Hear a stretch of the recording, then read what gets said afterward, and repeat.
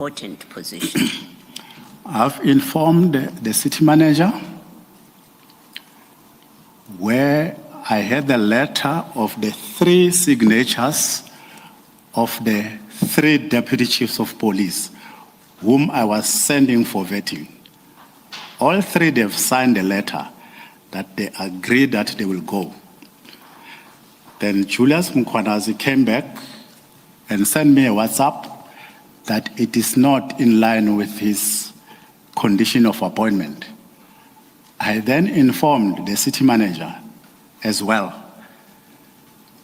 Then she lambasted on me and said to me, why am I personal to Julius? Why do I want to send Julius to SSA for vetting and IPID? I am sending him to my friends so that they can give a negative recommendation about him. This was not personally. I was just following the processes which I was, as the chief of police, to have done. And to your knowledge, did the city manager instruct him to attend that vetting? Do you know anything about it? I don't know whether she further instructed him, but I've instructed him and I also informed the city manager about it. Thank you. Thank you, Chief. Thank you, Commissioner. May I ask you to turn your attention to page 21 of your statement, Chief? And we are moving on to the next chapter, starting at that page 21. Ms. Sillo, before Yes, Chief. Chief Mapia starts with his, I've noticed that it's a number of alleged crimes at various places. At face value, nothing seems, for example, to be linked to cartel or syndicate activities. So my mind started racing and I asked myself to which term or terms of reference do these alleged criminal offenses relate? Apologies if I'm taking, No, it's quite an honor. I'm taking you by. Choose your price up front. Then ride. Dad, The very name of this commission, the issues that it covers, even if they are not specifically spelled out in such detail in the actual terms, is inferred in the purpose for this commission. And to our understanding, the commission is a judicial commission of inquiry into criminality, and that would be the criminality within specific institutions as are highlighted in the terms of reference. So the next paragraph, the next chapter, deals with that aspect of the terms of reference insofar as they've been found to exist, or it's alleged they exist, within the Metropolitan Police Department of Ekurhuleni. All right, thank you. Thank you, Chair. Are you at page 21, Chief Mapie, of your statement? That is correct, SC. And at that page 21, you then start a new chapter called Criminal Activities by Members of the EMPD. That is correct, SC. Can you take us through the contents of that chapter? On my reading, you reference 5 criminal cases, and we will deal with each one in turn. You have numbered them accordingly. So if you could start at your paragraph 71. Thank you. Thank you, SC, Commissioners. On page 21, that is the criminal activities committed by members of EMPD. Number 71, some members of EMPD are under investigation for various serious crimes, including murders. This case involves the criminal conduct of 3 members of EMPD, and they are from a former team which was called SWAT, which is headed by Brigadier Mkwanazi. I will highlight some of these cases below, but Commissioner Spies, who is also going to give much more details on this case, he will speak much more on those 4 or 5 cases. Thank you. That then brings us to your first case. The first case, how we manage, Commissioner, to pick up these cases. Apologies, before you do that, you have a heading in respect of that case. Let's just put that heading on record, and then you may proceed to address the commissioners in the manner you intended. Case number 1, the case of theft, kidnapping, extortion, and defeating the ends of justice. That is case number 315-7-2022, which was opened in Benoni.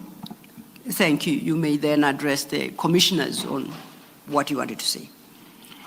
How we managed to pick up some of these cases, it was because of this blue light saga case. We had now to move to IPID in pursuant of this case of the blue light saga.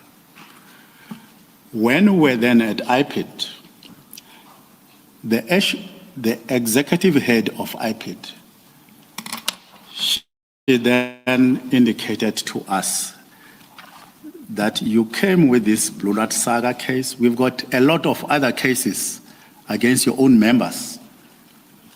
So these are some of the cases which she then presented to us. At high level, she did not give us the statements by themselves because those cases were still being investigated by IPID.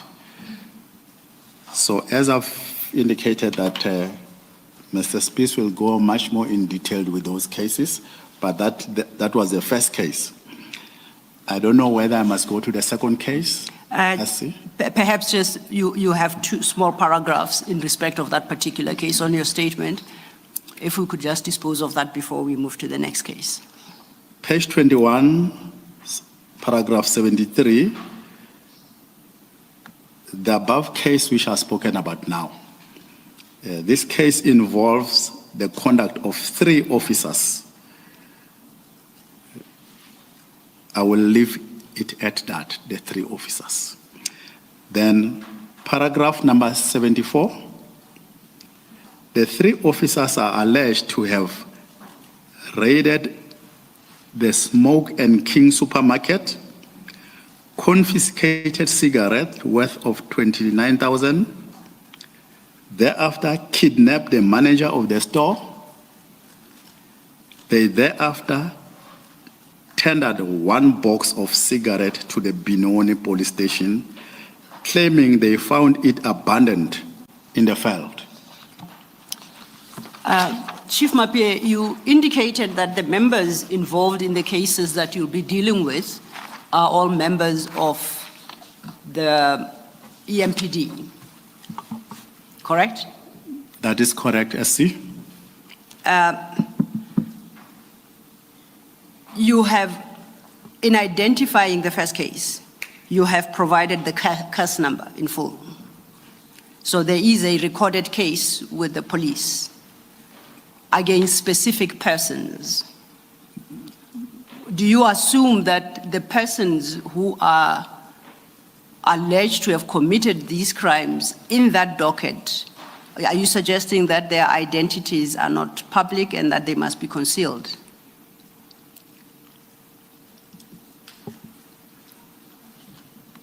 I can be guided by the commission. The names I've got, but the details of those names, Commissioner Spies will also come and work on that area. He will be able to give. I'm interested in the identity of the persons who are alleged to have committed these crimes. The names. Perhaps you have sought the Commission's guidance, and because my suggestion is there is a specific case opened and a case number is provided, which means that the identities have become public for all intents and purposes. On what basis are you withholding the identities? Perhaps let me, in the meantime, ask the question while you resolve this issue. Have these people been charged, to your knowledge? Okay, Commissioner, when we went to IPIT, these are the cases which, as I will still go through them in detail, which were highlighted to us. I know that others, the processes has taken place, and others are still pending amongst these cases. Okay. Thank you, Commissioner. I leave it to the chair. Does, I don't know if it's... does that answer the question? The question is a direct one. Are you aware if the alleged offenders have been criminally charged? Are there charges already or not? The first one I spoke about, commissioners. Charges were laid and the process of disciplinary proceeding. Leave out the disciplinary proceedings and the substance or essence of the question by Commissioner Baloyi concerns the issue that normally you do not divulge the details of a person before they have actually been charged. And that's about the person being charged criminally. It has nothing to do with disciplinary processes within, or rather at the workplace. Do you get this now? So just focus on whether the people have been charged. Are they criminal charges? That's the point of substance. Departmentally, they were charged. No. Criminally, I do not have the outcome whether the DPP finally decide to prosecute or not. All right, no, thank you. Thank you, Chair, and thank you for that response. You do indicate that Commissioner Spies will deal with in more detail with the cases that you reference. So I will suggest that we reserve the question for Commissioner Spies. He might have the answer that the commissioners require and the answer to my question. He would know whether or not charges were laid against these perpetrators and what has since become of the criminal cases. So on that basis, I will accept that because you don't know, you do not then have to inadvertently disclose the names of people, identities of people in circumstances where you are not confident that they have appeared in court and charges laid against them formally. Okay. Thank you. Before my colleague Commissioner Baloyi asks another question, then you sought direction from us. The direction is that leave out the names. Thank you. My question now is about the the disciplinary process. You say that was instituted. What was the outcome? Commissioners, one finally resigned during the process. Two others are back in the system. I know that they were dismissed, but they are back in the system in the metropolis. And do you know the circumstances of them being back at work? Were they re-employed? Did they go to court to challenge their dismissals and reinstated? That's a question I'm asking.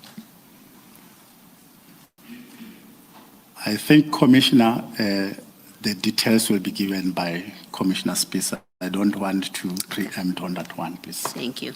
Thank you, Mr. Thank you, Commissioners. If we turn over leaf then at page 22, Chief Mapie, you deal with your second case, And on the basis of the guidance you received from the commissioners, you may read the detail of that case, but without articulating the names of the alleged perpetrators. Thank you.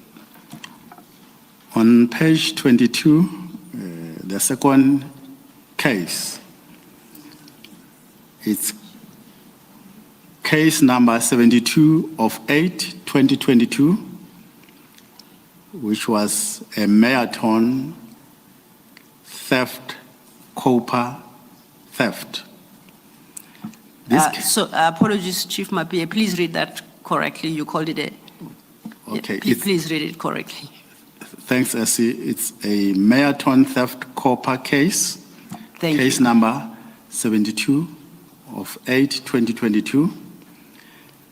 This case involves the conduct of 3 officers.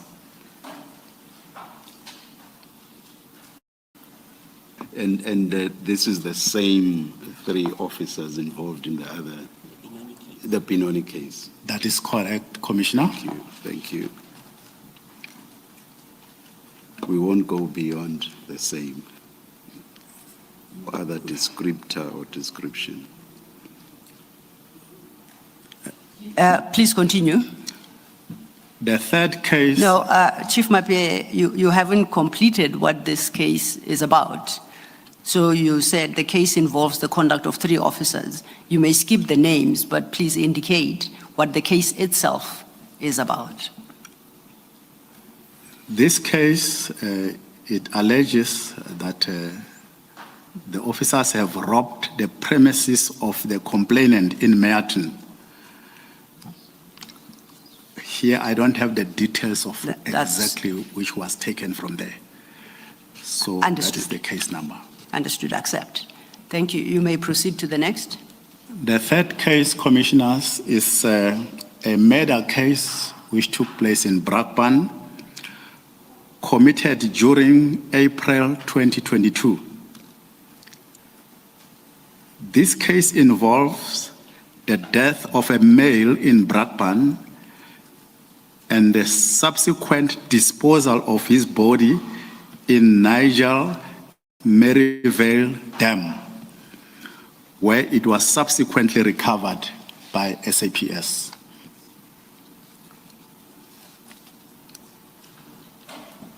Once again, the 3 officers were implicated in this case. Chief Mapie, this one you don't have a case number. It just says Brakpan. Is it, what does that mean? That you don't have a case number here? It's very interesting, Commissioner, because even when we went to IPID, we were not given the case number. But with the further developments, I will believe that Commissioner Spies ought to have received now the case number of this case. Thank you.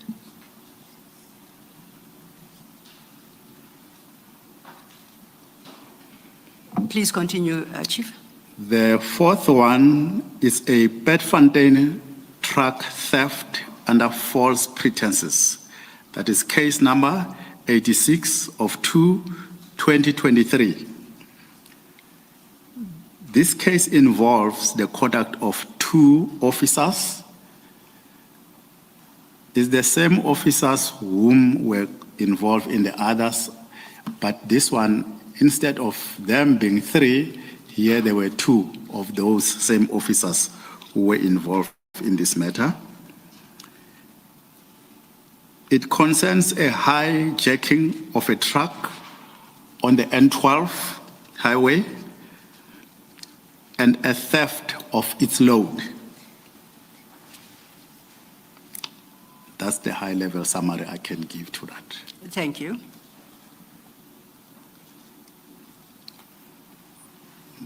As I move to the Please proceed the last to one. the last one. The next case is a theft of precious stones, impersonating Hawks police officers. That is case number 797/03/2023, which took place in Hillbrow. This case involves the conduct of at least 2 of our officers. From the 3, 1 was not part of that. I cannot confirm he was not part of it because he could have been there. But on the initial stage, I can confirm 2. And also, yes, the 2 of them. This case was involve our officers gaining access to the complainant's property in Killarney, Johannesburg, under the false pretenses. If you want to build an app and have no idea how to code or where to start, check out Base44. I built this daily habit tracker that helps users log small wins, track their mood, reflect on past entries, and see how far they've come. It's fully functional, and I didn't write a single line of code. You start by describing your idea, what you want it to do, the features, the look and feel. Now watch Base do its magic, designing the interface, building the database, wiring the logic. It's like asking a team of engineers, designers, and product managers to create your vision instantly. Once you have your first version, you just keep going. I add dark mode, polish the transitions, and make sure it works smoothly across devices. The best part? I can just stay in flow. No blockers, no switching tools, just building. So start with your idea. Base44 does the rest. 82, I became aware of this case when a letter of demand was served on me during August 2023 by the complainant's attorney advising of the intention to institute legal proceeding against the Minister of Police and EMPD, demanding payment of 45 million rands in damages. That is when I became aware of further development about this case. Paragraph number 83. A copy of this letter is attached, marked JM24. If I may, Chief Mapie, your JM24 that you reference in that paragraph, if you refer to the bigger file, the file of annexures, it appears at page 112. If I could have you open it, please.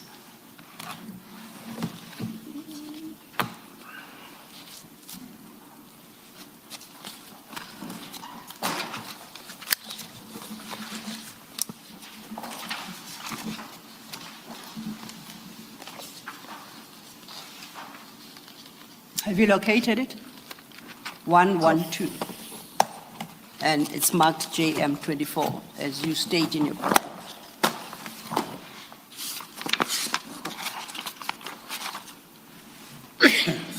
Excuse me, I've got it, SC. Okay, then we can go back, deal with the contents of your paragraph 83, and to the extent necessary, you can cross-reference to the annexure. Thank you. Page 23 on paragraph 83. A copy of this letter is attached, marked as JM24.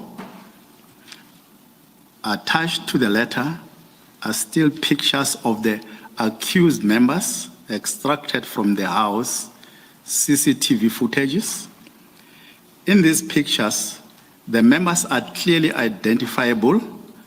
Unfortunately, I do not have access to the original letter with color pictures. IPID was, however, provided with a color photographs and have this in their docket. And your JM24 has got an extra starting from page 117, which unfortunately are in black and white, and we cannot make out anything. Could you turn to 117? And it would take you up to page 122. Now, you state that the original letter had color pictures, and from those pictures, you could clearly identify the members of the EMPD who perpetrated this crime. Correct? That is correct, SC. But that the original and the color photos have been submitted to IPID.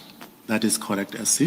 To the extent that you can recall, looking at the copies that we have, do you confirm that if we obtained the color photos that were submitted to you, we would draw the same conclusions? We would see what you want us to see, which we cannot on the current annexures because they're in black and white. That is correct, SC. Thank you. And now that is your fifth and last case that you gave example of. That is correct, SC. You may continue. On paragraph 84, notwithstanding Brigadier Mkwanazi's retain these members in his team, and they continue to operate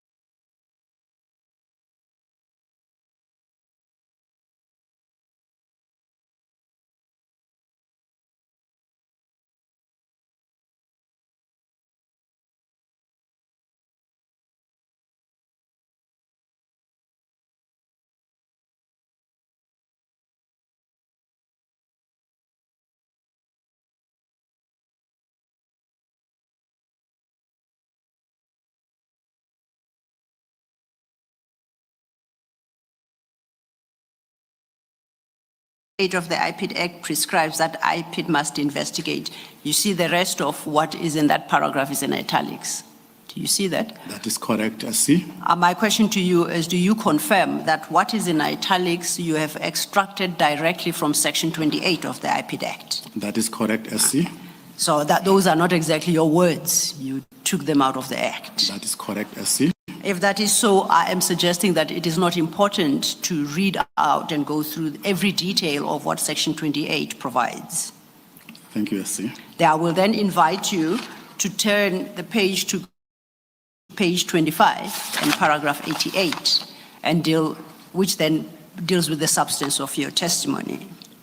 Thank you. On page 25, paragraph 88, the IPID Act, until it was amended in 2024, it did not apply to members of the Municipal Police Service. During 2021, IPID, SAPS, and the various municipal police services concluded a memorandum of understanding in terms of the municipal police services will be subject to the IPID Act. I have attached a marked JM25, a copy of the memorandum concluded with EMPD. And that memorandum, you've marked JM25, appears in the big file at page 123.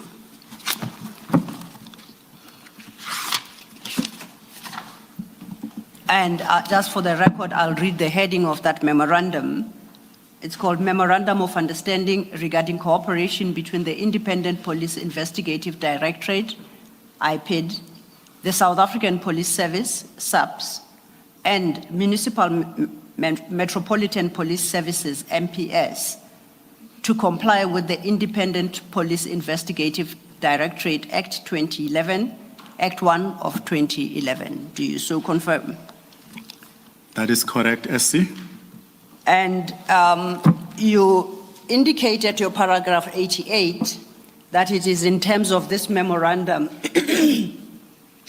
that the EMPD as Metropolitan Police Service is subjected to the power of IPID in terms of the Act. That it extended those powers. That is correct, SC. I would like to invite you to look at the same document at page 147. In fact, I think let's start at 145.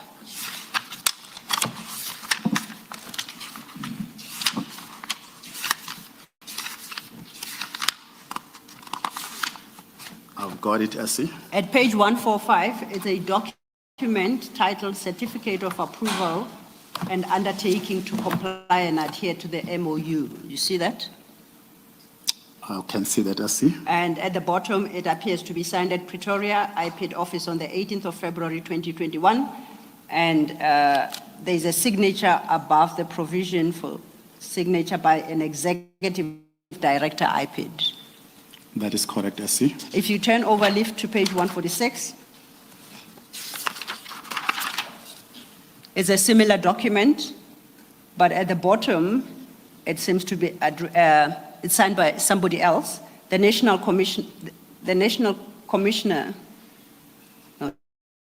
National Commissioner, South African Police Service, KJ Sithole, in brackets SOEG, and it is dated Pretoria, the 9th of March, 2021.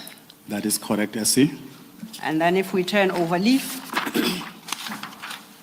at page 147, that too is a similar certificate with, and this is at the bottom, signed by the chief executive, and then it says in brackets, parentheses, name of Metropolitan Council. It's got a stamp, M.I. Mashazi, and then it's got a signature next to that stamp. and that seems to have been executed on the 22nd day of November 2021, correct? That is correct, SC. Now, the chief executive officer there, at the bottom, it doesn't indicate that is the chief executive officer of the Ekurhuleni Metropolitan Police Department. That we find in the same document, in the body of that document, where there is provision for the specific Metropolitan Police Department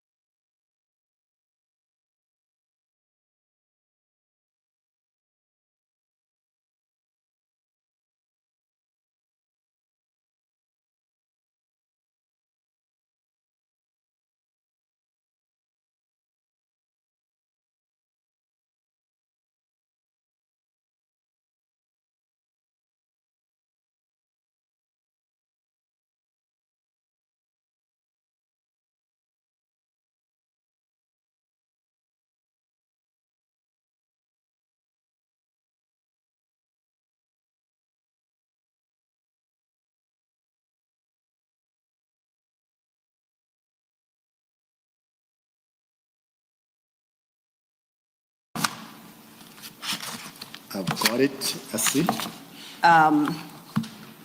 JM 27 appears to, as you state in your paragraph, to be a letter addressed to Ms. DJ Ndlaseng, Executive Director, IPID, and it states on its face, from IJ Mapieye, Municipal Police Commissioner, Chief of Police, EMPD. And at the bottom, it's got provision for signature by IG Mapieye, Municipal Police Commissioner, Chief of Police, EMPD. Do you confirm all that? That is correct, SC. There is a signature appearing above the line where your name IJ Mapieye appears. Is that your signature? That's my signature, SC. This letter is dated the 26th of January 2024. And could you read it's a brief letter, relatively, and can I invite you to read the contents of this letter into the record? Thank you. The heading, request for meeting, interference in ongoing cases, matters, EMPD. Dear ED, I need to bring the following matters under your attention.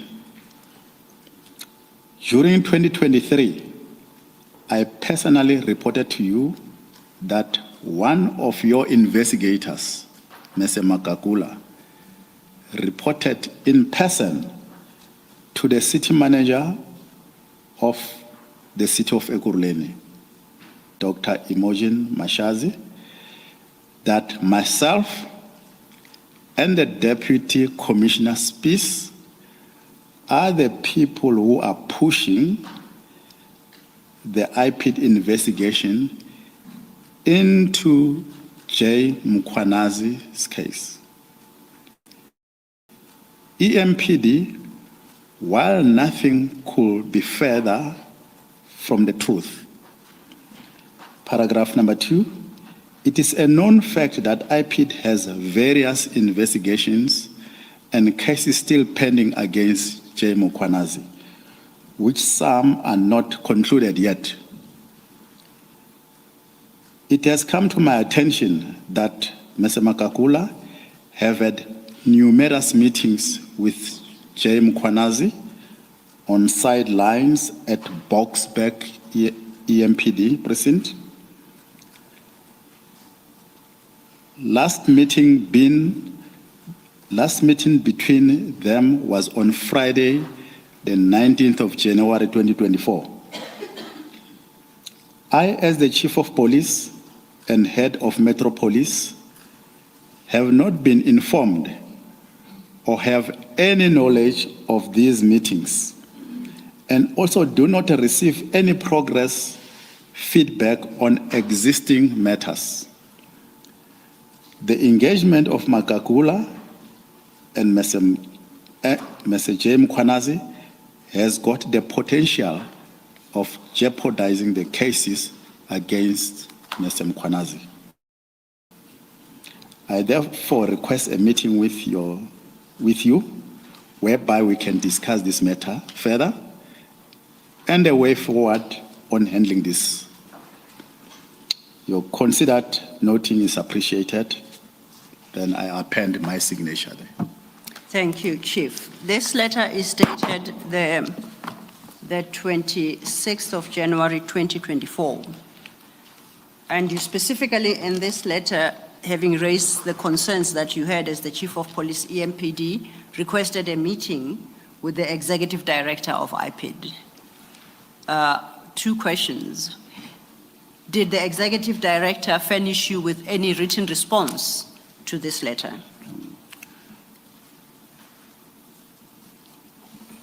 There was no written response, SC, but we had a telephonic engagement, myself with her. Yes. Where we then discussed the involvement of this gentleman, Makakula. And then she promised me and indicated that she is going to remove him from the investigation in the Eastern Region side. Yes. Now, the letter is dated 26 January 2024.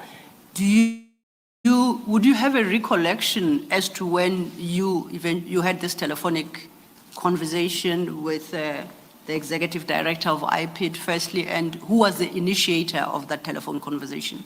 Was it yourself or was it the executive director of IPID? She called me after I've sent this letter to her.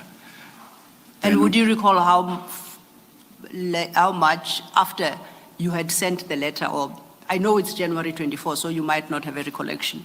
But did you consider that she had delayed in calling you, or as you remember things, was it a relatively immediate response to your letter?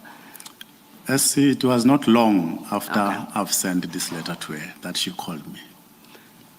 Now, you say in that conversation she undertook to address the challenges you have raised in the letter?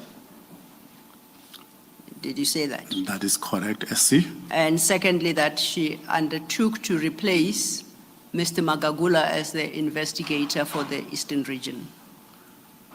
That is correct, SC. I appreciate that you were suspended in September 2024. Prior to your suspension, are you aware of her delivery of the second promise in particular of replacing the investigator responsible for the Eastern region? SC, I will concur that she finally definitely sent someone to take over, especially this case of the Blue Light Saga.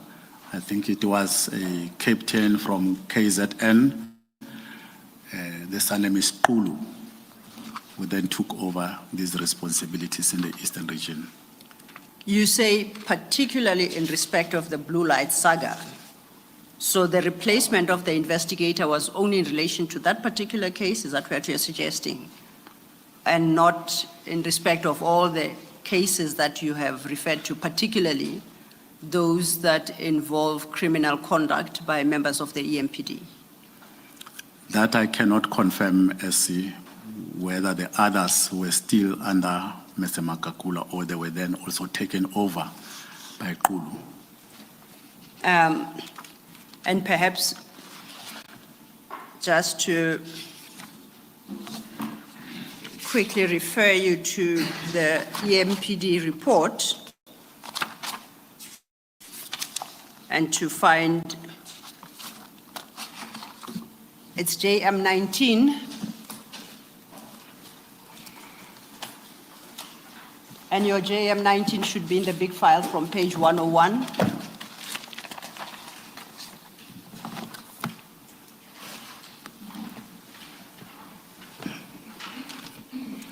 I've got it, SC. And the signature page of that report is 103. I've got it. And I see the first signature there as attached above the name of Mr. W.M. Kulu, designation Special Investigator, IPID NSIT. And he appended his signature on the 1st of September, 2023. I could see that, SC. Okay, now, you indicated that the executive director of IPID responded to your request, at least by replacing the investigator in the Blue Light matter. I point out to you, however, that Mr. Kulu signed that report in 2023 already in September. And your letter that we're dealing with at page 174 to the executive director was issued only on the 26th of January, 2024. Do you realize, do you see that? I see that and I understand it. So would I be correct to say the involvement of investigator Kulu in the Blue Light matter was not pursuant to your raising your concerns with the executive director? You raised the concerns after that investigator got involved? That is correct, SC. Okay. I then go back Please go ahead. My apologies. Must I also clarify this, Essie?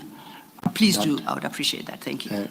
Kulu came even earlier, and then when this blue light saga started, then he left the province back to KZN.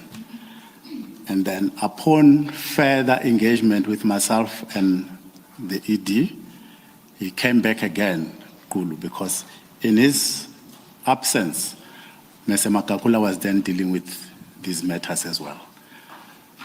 For the record, the name is Ulu, Xulu, and Chief Mapia says Ulu, which is Qulu. So the correct spelling is Xulu. Thank you. Thank you, Commissioner. This is important for the transcription. Absolutely. Thank you, Chair. I'm tempted to say that it's the Sotho group, the function of the Sotho group pronunciation that has the chief pronounce the name that way. Yes. But the correction is noted. In fact, what I just said is inaccurate. When I say it's important for the transcription, it's also important for the person involved. Thank you. Most importantly, yes. And thank you, Chair, for that correction and duly noted.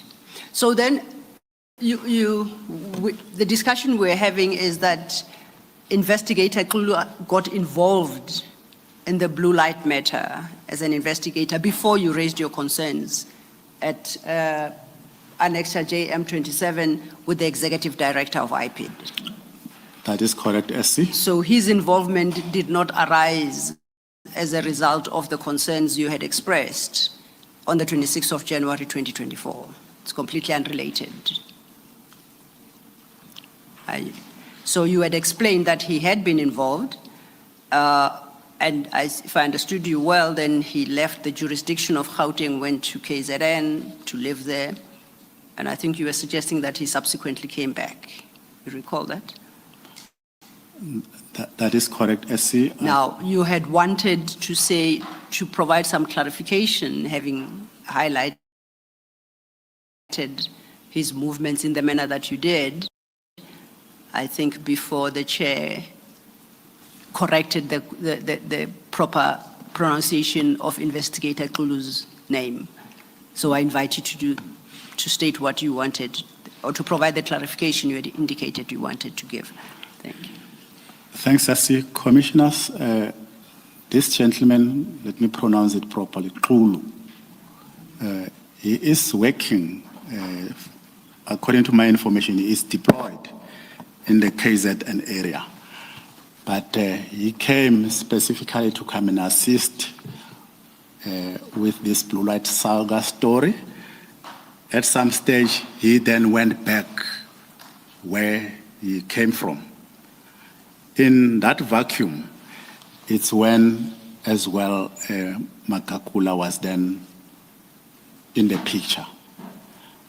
Until then, I forwarded as well the complaint to the ED of IPID. Okay. As I did indicate, the letter is January 2024. You were suspended in September 2024. And we put aside how the case of the blue lights was dealt with by Inspector Kulu. Your testimony speaks of, or there are complaints leveled against the investigator, Mr. Magagula, who was handling other matters, as you have touched on in your statement, referred to IPID. My question to you, do you know if he was replaced on those matters before your suspension in September 24? Do you know or you don't know? I wouldn't confirm that, SC, because there were other activities which also took place, or other arrests which took place in my absentia. So I wouldn't know who are the officers from IPID who are dealing with those cases currently. Thank you for that clarification. Let's get back then to your statement. We are at page 28. And we now move on to paragraph 103. Priscilla, may I just take, sorry, Yes, can I just Commissioner. take you back?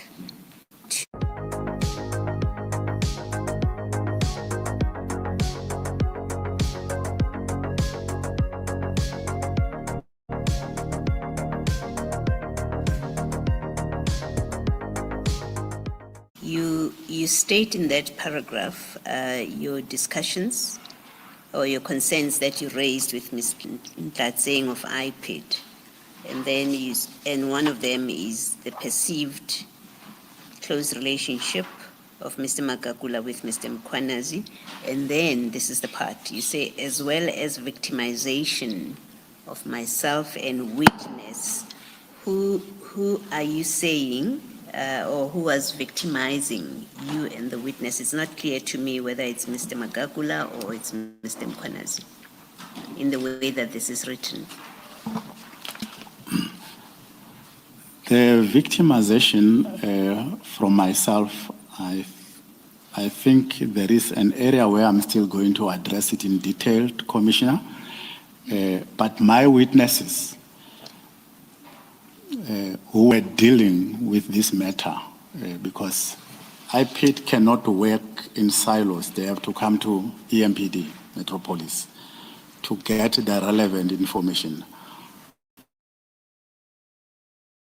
All the members who were involved in assisting IPID with that investigation, they were dealt with by the city. So you're not alleging that Mr. Magagula was victimizing you and witnesses. That's what I wanted to clarify. That is correct, Chair. Okay, thank you. Thank you, Commissioner. At paragraph 93, Chief, you introduce a series of WhatsApp messages and you have those attached as Annexure JM26. Do you see that? I could see that. At the time you dealt with the contents of that paragraph, we did not have specific regard to the WhatsApp messages. In light of the question posed to you by Commissioner Baloyi, may I invite us to go to JM26, which may potentially have a more complete answer to the Commissioner's question.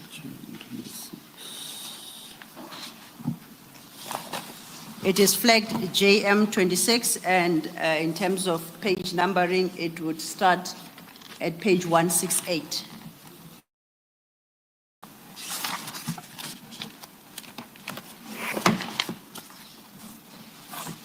Have you located the annexure? I've got it, SC. And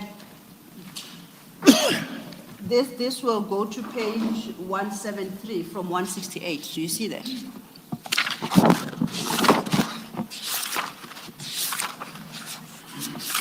I could see that, SC. So in all those pages, these appears to be, should I say, screenshots of WhatsApp communication between two telephones. Do you confirm? That is correct, SC. At the top of each page, it's got, it reflects the wording Jennifer I.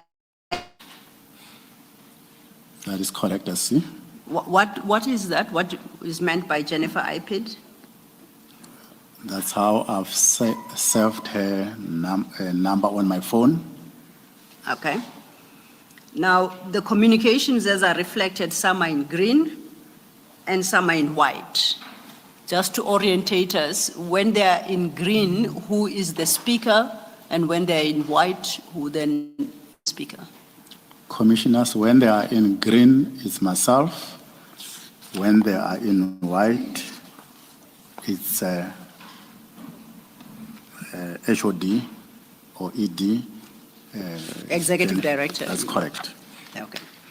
Now, just looking at them from page 168 to 170, the first date entry is 29 August 2024. In fact, I think Is it 29 August 2024? That's correct. I see 29 August 2024. I correct myself, I called it the first entry, but the first page reflects the I date think- of 29 August. As I go through the pages to 170, I realize that they seem to have been filed in historical order, in descending order. So the first page is not the first communication, it actually is the last communication. That is correct, SC. If I may assist your commission, that I think the first communication WhatsApp, it will be right at the end. This page on 168, it could be, it is the latest. Yes. So the first communication actually starts at page 173, That is correct, SC. and that is dated the 5th of March 2023. That is correct, SC. Okay. Perhaps just, I see that the first, you appear, you said green are your communications, you appear to be the initiator of this conversation. That is correct, SC. Can you just read the first green portion at page 173 that you posted on the 5th of March 2023? I said, hi, Executive HOD. My name is Jabu Mabieye, Chief of Police in Ekurhuleni. Could I please come to your office tomorrow if available? I have got a pressing matter to discuss and be advised by yourself, please. Thereafter, she responded. Yes. And I see she responded positively, advising she will call. And then on the 6th of March, she provides the venue. The 6th of March, good day, sir. The venue is Rodeport SAPS Station, Commander's Boardroom, 4th floor. Yes. Then you respond to that. My response, I will be there with my second in charge. Then she responded, I will be there with my senior team and Magagula. For the record, is that the meeting you earlier referenced between EMPD and IPID, where you were going to discuss the issue of the blue lights, and you ended up with a report from IPID about the criminal cases that IPID is handling concerning members of the EMPD? Is that the meeting? That is correct, SC.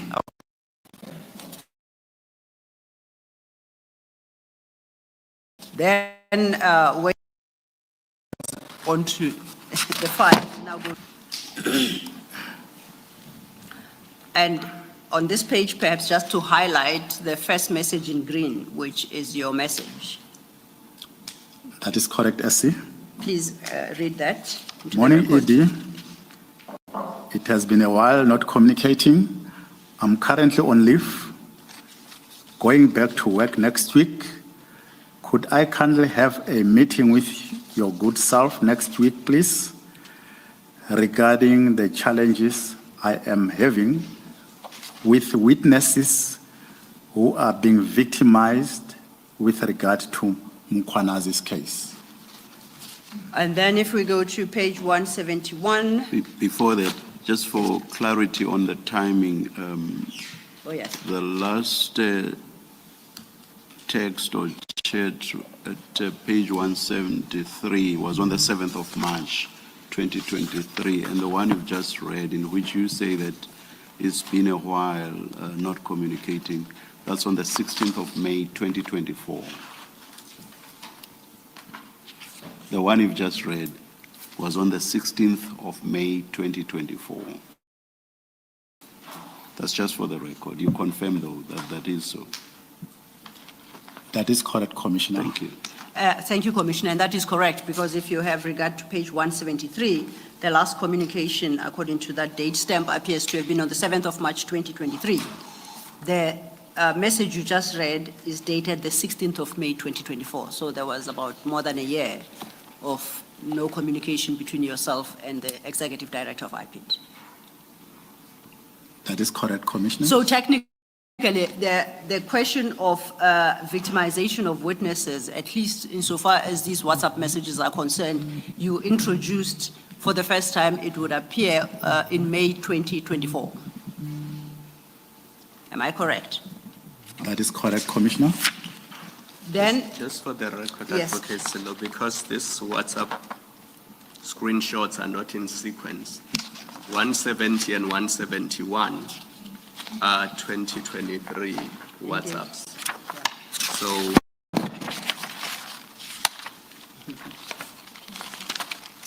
you are quite correct. in between, there would have been even 169. You see that there's November 2023. In fact, I think it is page 172 that is out of sync. So if we take out page 172, it actually should, then the rest follow, because that page, time-wise and date-wise, ought to be the page 169. So it's actually the first, if you look at the the date stamp. So it is that particular page 172 that is filed wrong. It's in the wrong place. Because if we apply the logic of reading from the last page coming forward, then the dates follow sequentially. So on my reading, the last communication before 16 May 2024 is that 19 November on page 169. That is correct. Yes. That is correct. May our files be corrected then, please? Yes, no, we will. Thank you. It was an ordering of the pages, I Yes, think that. yes. But just to move the one page for the record, 172, to locate it in its proper place in the file. And that will affect, then, will just be a change of numbering for successive pages. Thank you, thank you.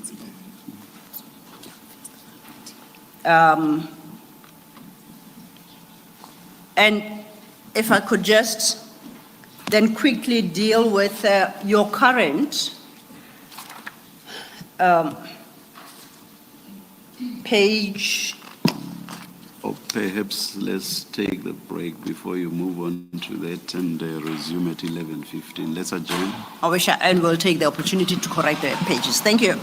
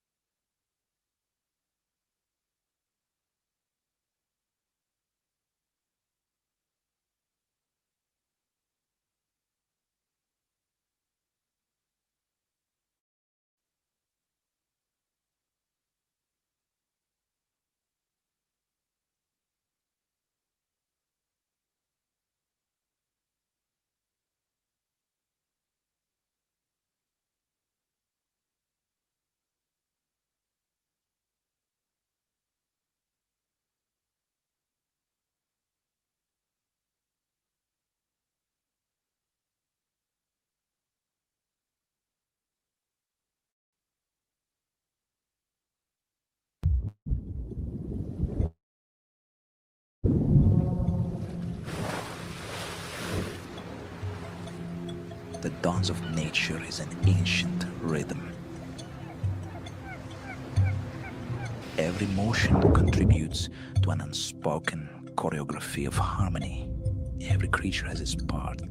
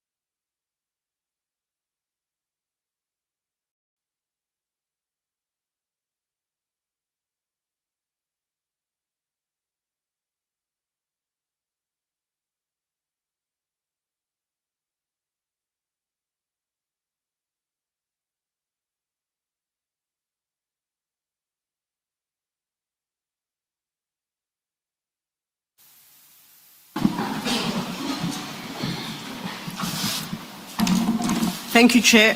For the record, they are rerunning the WhatsApp chats appearing as annexure JM 26, and we'll properly paginate them, and then we will update the files. Thank you, Chair. For the moment, I just want to deal with one message, and then I will leave JM 26. Chief Mapie, may I draw your attention to page 168, the current 168.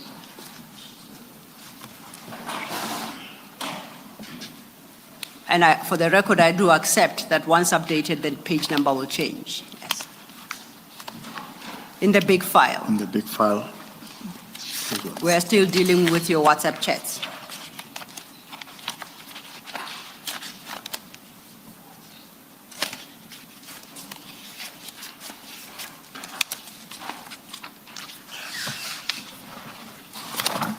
I've got it, SC. And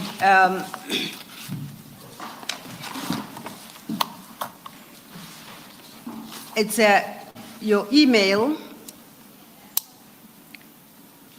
dated the 4th of, for the record, I don't recall now, if I may I just backtrack to page 172. There's a particular email, because of the confusion in page numbering, I'm not sure, WhatsApp that I'm not sure that I dealt with. But specifically, it's his WhatsApp message dated the 16th of May, 2024. Did I do it? If I dealt with it, I apologize for the repetition. We did. Page 172. The one at page 172. Yes. Commissioner Kumalo assures me that we dealt with that. Yes, in 169. Yes, it does. At the bottom. At the bottom. And that we dealt with. Okay, then I invite you to page 168. And this now is a message, according to this document, you sent to the executive director on the 4th of September 2024. It's the first on that page. Do you see that? That is correct, SC. Can you read that message into the record? The one which was on the 4th of September 2024. Yes. Good afternoon, ED. Could we kindly secure an urgent meeting between me and your good selves, even on Teams? It's not about my case, which is making headlines. It's about our EMPD outstanding cases. Thank you. To the question then that Commissioner Baloyi had asked about who was being intimidated, no, about witnesses being intimidated and by who, we went through the WhatsApp chats in a bid to provide an answer to that question, which I trust we have. Commissioner Baloyi, does that? Yes. I'm Thank happy you. with that. Thank you, Ms. Silla. Chief Mapia, then, at page 26 of your statement now, the small file. We are at paragraph 95. I've got it, Essie. That's a concluding paragraph on this subject that we are dealing with. If you could deal with the contents of paragraph 95. Thank you, Essie. Page 26, paragraph 95. On the 6th of March 2023, we held a meeting with IPID, which I attended with inter alia Commissioner Spies. At this meeting, IPID had given us a report on all cases then under investigation by whom involving members of EMPD. A total of 7 criminal cases were being investigated at the time of this meeting. No progress, but for the blue light case, has been achieved in these cases. Instead, one more case has been added to the list. One involving extortion, kidnapping, and theft in Boksburg by 6 officers from the Drug Enforcement Unit, reporting to Brigadier Dion Singh, who in turn reports to Brigadier Mkwanazi. And was that the state of affairs at the date that you were suspended on the 25th of September 2024? Was that where things stood? Except the recent one, which is added, that one more case that has been added to the list. One involving extortion, kidnapping, and theft in Boksburg by 6 officers from the Drug Enforcement Unit. This is recent, as I was already on suspension, so it was not there. Also now, what you're saying is you've since become aware of an added case. That is correct. To the IPID cases you discussed with the executive director. And this is the case you reference of extortion, kidnapping, and theft in Boksburg. But the point you make is that that case arose after your suspension in September 2024. That is correct, Essie. Thank you, duly noted. That then concludes that chapter of referrals of matters, EMPD matters to IPID. We move still on then page. Before you move Yes, on, thank you. I thought the substance of Ms. Silo's question, but she will correct me.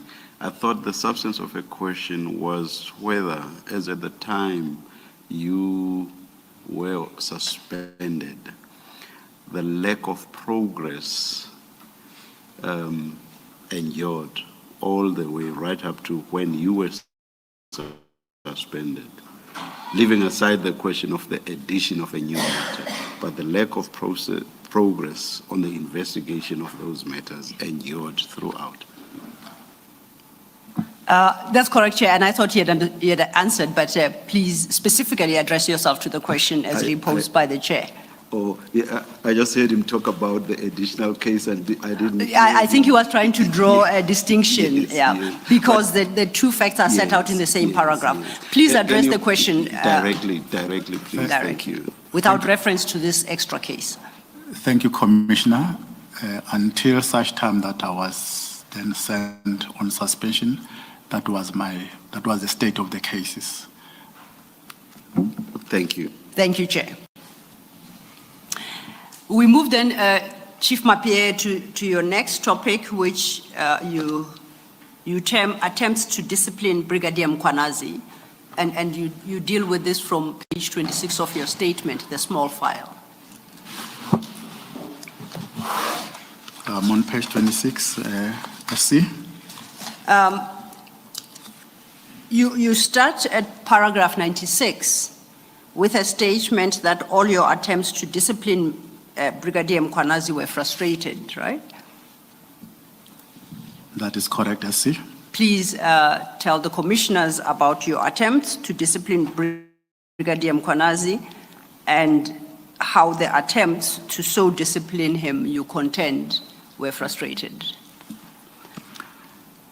Thank you, Commissioners. On page 26, paragraph 96, all my attempts to discipline Brigadier Mkwanazi were frustrated by the city manager, Dr. Emoji Mashazi, the HOD Human Resource, that is Linda Plasheka, and HOD Legal Services, that is Advocate Bihare. In fact, these attempts led me to be suspended on numerous occasions, culminating in disciplinary charges for alleged sexual harassment being leveled against me in November 2024. Please proceed. On page 27, paragraph 97. On the 24th of February, Brigadier Mkwanazi was placed on suspension with this case of the blue light saga. On the 3rd of March 2023, and based on the outcome of our internal investigation, I determined that the misconduct complaint, it was of a serious nature. I attached Annexure JM 28, a copy of that determination. On 23rd March 2023, I requested that disciplinary tribunal be established. This was approved on the 12th of April 2023. Can you just clarify which misconduct are you referring to? And the reason I'm asking is the IPID report is dated October, November 2023. And here we are in February, March 2023. So I just want to understand which misconduct you are referring to in this paragraph. Thank you, Commissioner. We don't have investigative powers as Metropolis, but we've got an internal affairs which deals with our internal investigation with regards to the misconduct of officers or employees in the Metropolis. So that process has taken its course already, whilst the other process went to IPID, where they finally as well liaise with the NPA. Are you saying it was the same issue? That is correct, Chair. Thank you, Commissioner Kumalo. Please proceed. And I'm sorry, Yes. and when you say this was approved, that is your determination that misconduct proceedings be initiated. So when you say this was approved on 12th April 2023, who approved? Chief Mapie, through you, Chair, before you respond, you reference a document there, JM 28. Okay. Perhaps if you go to JM 28, you will be better able to pointedly respond to the chairperson's question and in part also answer the question posed by Commissioner Khumalo. In the big file at page 176 is this JM 28, which you call a copy, which you call your determination that the misconduct complaint of was a serious nature. Do you see that? I've got it, SC. Okay, the question posed to you is, you state at paragraph 97 that this was approved, your request to establish a disciplinary tribunal, and that this was approved on the 12th of April 2023. The chair wants to know who approved. Thank you, SC. Commissioners, as I've indicated that we've got our internal process, I approve that. Thereafter, it goes to labor relations, who then take the process forward with regard to disciplinary proceedings. In regard to this JM 28, if you start at page 175, I see that it is addressed to DH Employee Relations ex Mliza. That is correct. And it would appear to be from you. That is Chief correct, Mapiaya. SC. The heading is request for disciplinary tribunal. That is correct, SC. That is the request for the establishment of a disciplinary tribunal that you reference at paragraph 97. That is correct, SC. Overleaf at page 176. It starts with a recommendation that appears to be signed by you, and you have indicated that you are requesting the establishment of a disciplinary tribunal. That is correct, SC. It appears it was intended to be recommended by Human Resources. It's not completed, that section. But at the bottom, under the heading Approval DH Employee Relations, there is a signature and a date. Could you state who signed there and what the effect of that signature is? This was signed, that is page 176. It was signed on the 12th of April 2023 by the Divisional Head Employee Relations. And is that the person to whom the request was made? That is correct, SC. Thank you. Thank you, Chair. Thank you, that clarifies it. Then after it was approved, you move on to what happened from your page 98. Sorry, your paragraph 98. Please deal with that. On page 27, Apologies, Chief. I think Commissioner Baloyi has a question. Yeah, still on that document, I think when you started, Ms. Silo, you had said it may partly answer also the question from Commissioner Khumalo, which I was interested in, and this is about the charges that were listed. Should those not be mentioned to the record? Oh, At page 175. yes, it was. Perhaps we could, Commissioner Khumalo had tried to understand the relation between the determination he seems to have, Chief Mapiaya made, to the IPID report, which comes at a later date, I think, end of 2023. Okay. And this, when Chief Mapiaya indicated that the determination that he references at paragraph 97 concerns internal processes of the EMPD. Okay. And perhaps I could inquire from Commissioner Khumalo whether that answers the query that the Commissioner had. My query was answered. I think what concerned me was some of the allegations leveled against Brigadier Mkhwanazi. Some of them related to the memoranda, the two memoranda we dealt with yesterday, and the State of the City address in 2022, and various other things. So looking at paragraph 97 in the statement, where Chief says, I determined that the misconduct complained of was of a serious nature. It was not clear to me whether he's referring to the issue of the blue lights or the use of cat protection services and the two memoranda that were concluded in 2022. So I'm clarified, and yes, that specificity is missing.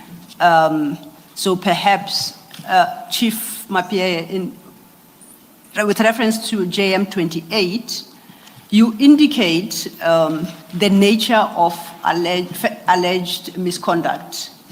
Firstly, please specify which misconduct in particular does this document apply to, and then read into the record the nature of the alleged misconduct as you held on that date of the 24th of February 2023. So let's answer the first question. You had Commissioner Kumalo reminded that the number of complaints that you previously raised, including this state of the city address issues, the blue light saga, the conclusion of, or the deployment of CAT VIP services.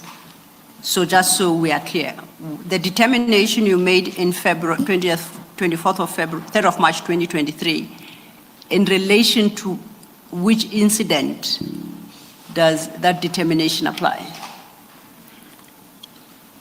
Thank you, SC. Commissioners, this started from the incident of the Blue Light saga. That is where the issues of misconduct will then be directed to the department to do that investigation. It also includes the issues of operational plans, which was altered, and the deployment, which it didn't follow procedures. So it is on page 176 on the main file, on the big file, those alleged misconduct. You mean page 175? 175, And perhaps, right at the Chief, bottom. yes, and maybe Chief read those into the record where the charges were. Allegations to fail to perform his duties. Sorry, Chief, before you do, there is a heading Yes. that perhaps you should start with, and then you read what you have set out in that box. The nature of alleged misconduct attached relevant documents. So there were relevant documents which were attached, but the first one was allegations of fail to perform his duties diligently and to the best of his ability. The next one was allegation of gross dishonesty. The next one was gross negligence. The next one was allegation of conduct relating to honesty and integrity. The last one was bringing SEO and EMPD into disrepute. Please read the last one. Again, I think you misread. Bringing COE Yes. and EMPD into disrepute. Thank you. You had read it as CEO. Thank you. Thank you, Commissioner Baloyi. I think maybe for the record, page Creators, I built these 3 apps to run my business just using prompts with Base 44. Let's talk productivity. As a one-man show, I have to handle everything myself, so missing a task isn't an option. I built a scheduling calendar to manage my content, and I added reminders for all the little tasks that keep things moving. Second, my community. I built a content hub where I share free assets, gather leads, and even host paid memberships. Then I added a booking system so people can schedule one-on-one calls with me. Easy. And third, creative ideation. A hub that lets the AI develop my core ideas. One section for brainstorming concepts, another for splitting content across different platforms. And I can always add more, like a title generator for videos, so I don't waste time stuck on headlines anymore. You know your workflow better than anyone, so create your tools with Base 44.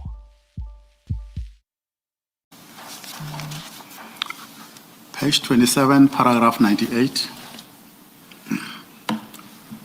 A prosecutor was appointed and 6 charges were drawn against Brigadier Mkhwanazi in terms of the Disciplinary Procedure Collective Agreement, Circular 1 of 2018. A disciplinary hearing must be held within 3 months of the decision to institute proceedings. Paragraph number 99, there were delays in receiving the charge sheet on Brigadier Mkhwanazi.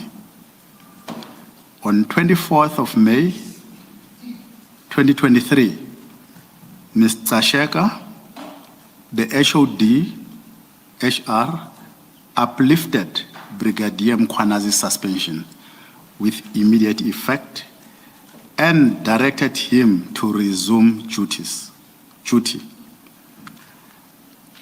In paragraph 100, upon his return, I deployed him to EMPD Operations by Law Enforcement Unit until the disciplinary case is finalized.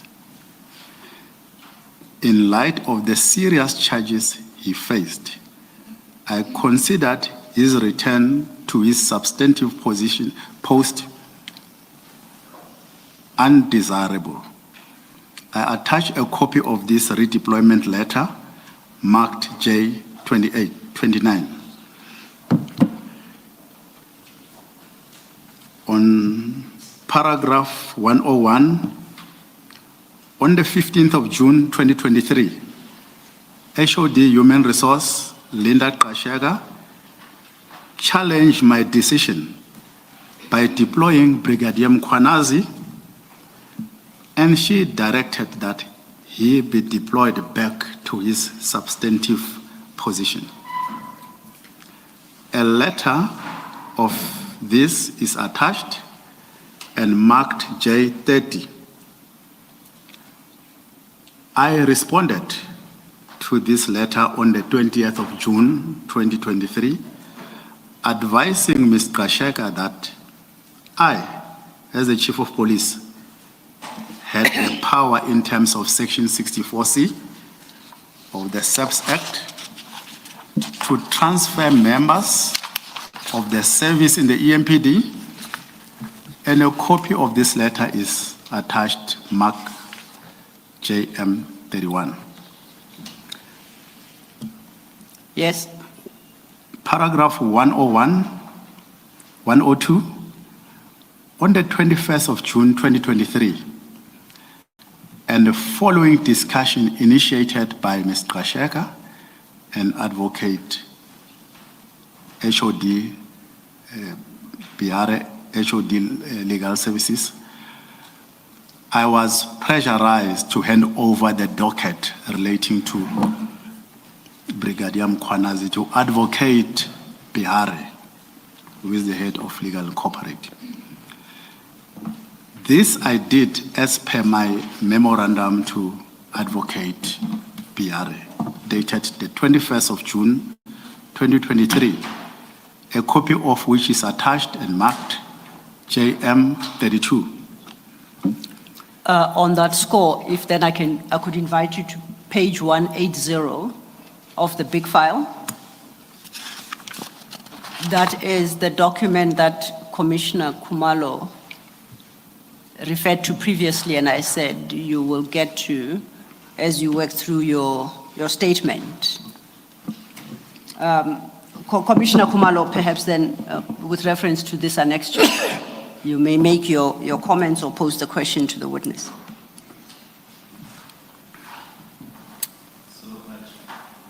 Chief, in paragraph 97 of your statement, you said on 3 March 2023, and based on the outcomes of internal investigations, I determined that the misconduct complained of was of a serious nature. So my question was, which misconduct are you referring to in your statement?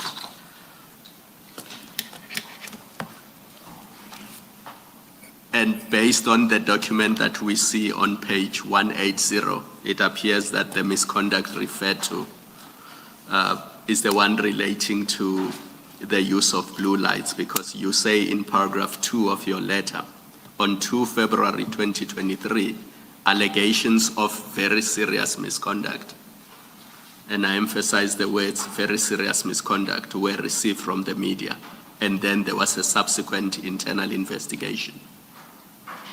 Would that be a fair summary of what you had in mind in paragraph 97 of your statement? That is correct, Commissioner. That Thank is you. correct. Thank you. Can I just check that though? If you look at that letter, and I'm just checking if what you have just agreed to is correct. If you look at that same letter, in the next paragraph, the third paragraph, you say the investigation revealed prima facie evidence, and the docket was scrutinized and signed off by me as Chief of Police. The officer was formally suspended on the 24th for a period of 3 months.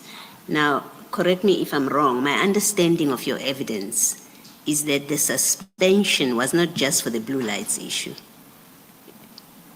It was, you suspended him for the misconduct that we've just looked at page 175, where the tribunal was approved. Am I misunderstanding your evidence, Chief? That is correct, Commissioner, but in the process, there is also the investigation which then needs to take place, including the blue light story, because once we have received that media communication, there is further investigation which then need to take place, which will include the blue light issues as well. Chief Mape, may I pose this question perhaps for clarity? When you say media inquiry, what specifically, are you talking about the communication forwarded by the journalist, Mr. Jeff Wicks, around the blue light, the use of blue lights? Is that what you are referencing? That is correct, SC. To your recollection, did he reference any other alleged misconduct besides what we just colloquially call the blue light saga? On that media clip, Commissioners, there were other issues which were also raised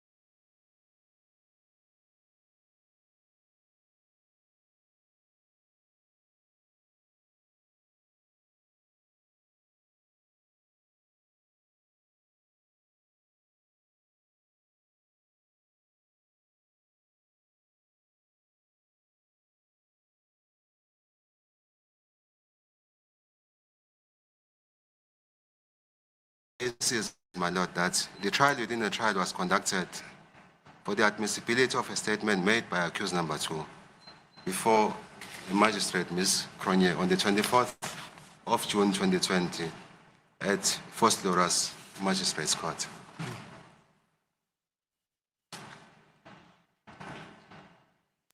The trial within the trial was conducted in order to determine the admissibility of that statement. As accused number 2 contested the admissibility of the statement on the basis that it was not made freely and voluntarily, but under threat of assault. The court nevertheless ruled that the statement was admissible and it can consequently be used to test the veracity of the contents. My lord, the defense responded to my heads of arguments which were filed on the 15th of August 2025. Yeah. At paragraph 21 of the state's heads of arguments,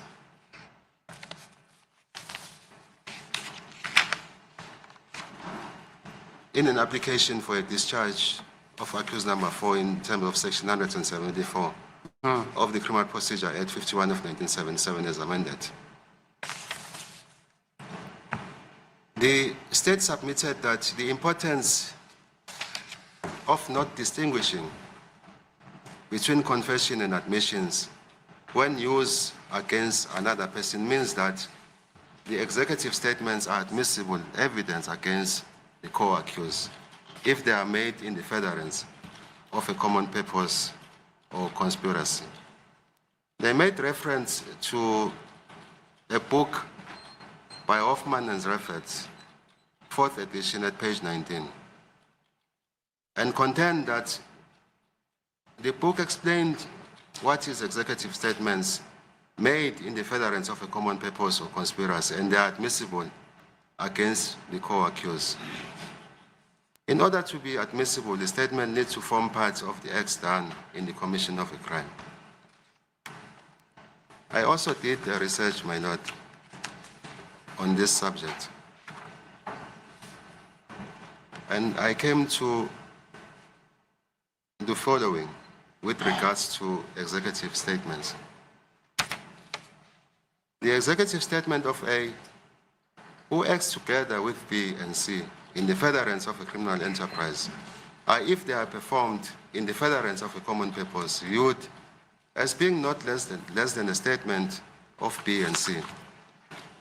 They may therefore be adduced against B and C if they have been made by those parties themselves.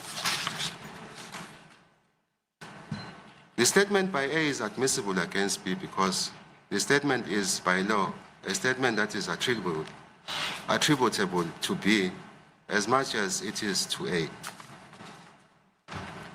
The state, my lord, therefore submitted that the two confession statements are attributable to accused 4 and the other accused, as much they are attributable to accused 2, and it can therefore be used to cross-examine accused 1 about the contents of Exhibit JJ.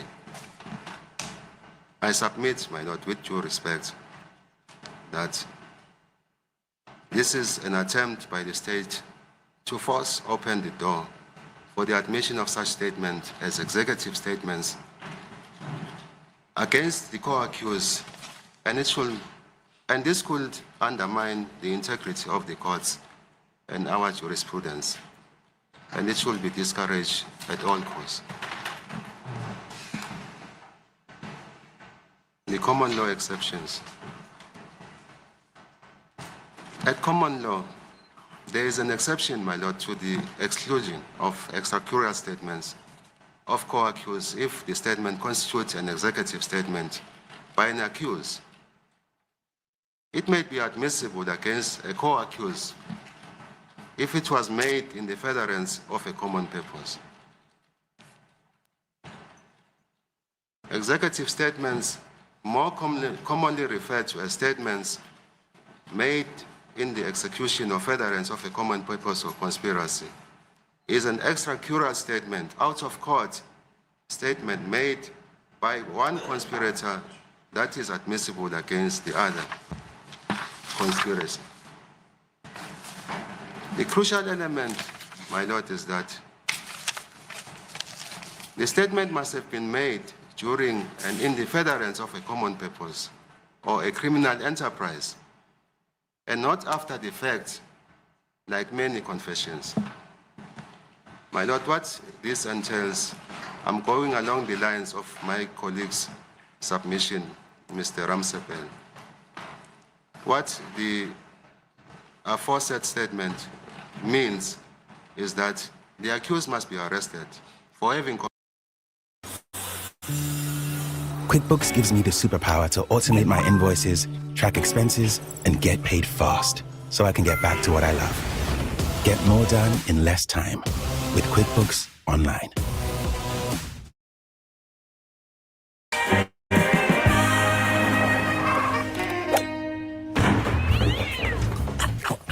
Oh, come on, Doof. We're doing off in an hour. Oh, Savvy, I'm coming. You try and give birth to a kidney stone in 6 hours. We're taking your car, Seth. No can do. I'm selling this bad boy to Weber Cars. But we can take it for one last spin. No. It's going to be sold way before Diof. Okay, Savvy. Sold before Diof. Holy. What? Yeah, quick and easy. Weber Cars? Yes, Doof. They don't play around. Let's go play around. I guess I'll be driving then. You're buying. You just got paid. Don't be doof. Be savvy. We buy cars. Geared for a quick sell. Geared for you. In terms of the provision of Section 219 of the Act.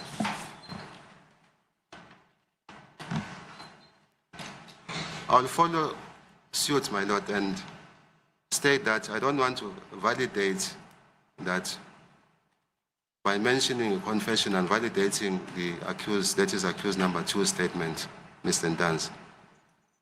I've dealt with executive statements. A confession on the other hand, my Lord, is an unequivocal acknowledgement of guilt, equivalent to a plea of guilty in a court of law. In this regard, see R. versus Becker, 1929 AD, at page 167. The relevant definition of a confession is found at page 171. Such statements are admissible against their maker only. As stated at paragraph 3, my Lord, when one was dealing with or the discussion of executive statements, they are made as part of an ongoing plan or execution of a crime. For instance, if one says, I've hidden the money at X location, that is an executive statement which is made in the furtherance of a common purpose or a conspiracy. This statement, which can be used as evidence against other members of a conspiracy because it is considered as an act of furtherance of a common purpose or conspiracy. Therefore, a post-crime confession of guilt by one person cannot be used as an executive statement to prove the guilty of the co-accused. The law treats executive statements and confession statements differently with distinct rules of admissibility and applications. Executive statements in the context of common purpose. The term is used to describe statements made by one party during the planning or execution of a crime that may be admissible as evidence against co-conspirators. These elements are part of the execution of a joint unlawful activity, not just a narrative of past events or an admission of guilt made after the fact.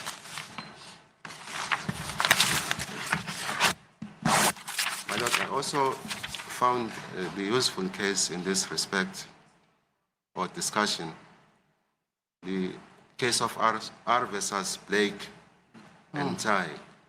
It's an 1844, volume 6, QB 126. It's a UK decision. It provides, my Lord, an example of the distinction between executive and narrative statements. Narrative statements, my Lord, being confessions. And I've detailed the definition of a confession, which is an acknowledgement of guilty by the accused, equivalent to a plea of guilty in a court of law. For instance, in that case, a scenario was given in order to define the activities by the accused as executive statements and confessions. It reads as follows. The accused were charged with a conspiracy to pass goods at customs without paying duty. Tai, who was the co-accused, had made entries incriminating both himself and Blake in the two books. The entry in one of the books was part of the fraud, whereas the entry in the other book was solely the record of his own private purpose. It was held that the first entry was admissible against Blake as something done in the furtherance of a common purpose, as an executive statement. However, the second entry merely constituted evidence against her because it did not advance the common purpose, which is a narrative statement or a confession, which is not admissible against the other.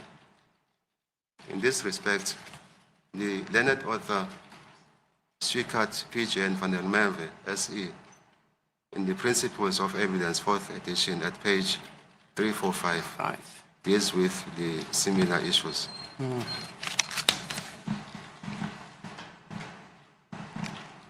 My Lord,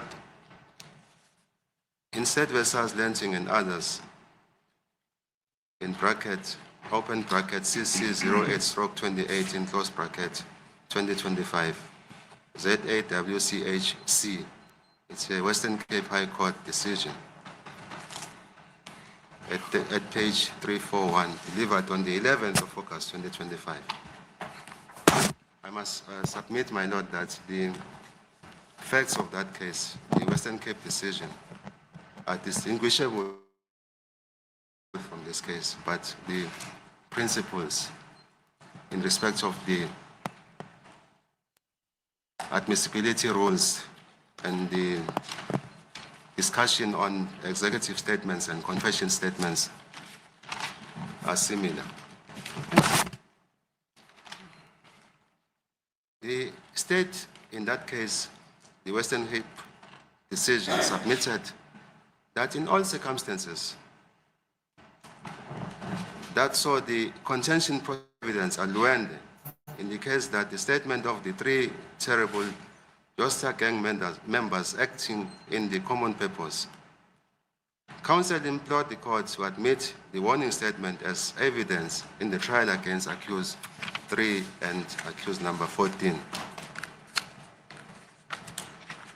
The central question was considered, or to be considered, was whether a warning statement made by Mr. Sabtu, who was charged together with accused number 3 and 14 in the lower court, can be used as evidence against them in a subsequent trial in the High Court.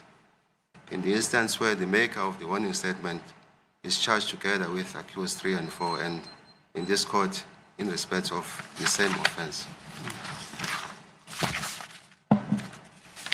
I've indicated, my Lord, that the facts in the Lenting case are distinguishable from the facts of this case, in the sense that in the Lenting case, the court was invited to determine if a warning statement made by the deceased accused amounted to an executive statement made in the furtherance of a common purpose or conspiracy, implicating accused 3 and 14. As a point of departure, it is necessary to emphasize that the fact that at common law, an extra cura statement of an accused was inadmissible against the co-accused. It is only in exceptional situations that an extra cura statement may be admitted not only as evidence against its maker, but as evidence against co-accused implicated thereby. The first is where my Lord, the co-accused, by his own words, asserts the truth of the statement to make all or part of the statement his own. The second exception applies to extracurricular statements made by a co-accused in execution or furtherance of a common purpose or conspiracy. Such statements are admissible in evidence against any other person involved in the collusion. I now deal, my Lord, with the arrest of accused number 2, Mr. Ndanzi, before court. On the 16th of June, 2020, the investigating team led by Brigadier Kininda, who is the head of the National Court Cases, arrested Bongani Ndanzi, accused number 2. On the 19th of June, 2020, accused 2 made a confession statement before a commissioned officer, Colonel Rapaldi. On the 24th of June, 2020, accused number 2 was made a second confession statement before a magistrate, Ms. Konye, at Fostoras Magistrates Court. It was on the basis of those confession statements that accused number 4 was arrested. From the exhibit, my Lord, that is exhibit JJ. The salient features, my Lord, of the statement are that accused 2 submits that, the salient features, my Lord, are that accused 2 statement, the state submits that they can be used to cross-examine accused 1 about the involvement of accused 4 in the commission of the offense are the following. That accused 2 used to work in Carltonville in 2014. He received a call from Sfison Dodi, accused number 5. He got his number from Mozi, accused number 1. They asked him to come to Basotho Hostel in Fostoras. He came to Basotho Hostel and Sfiso called him to the bedroom.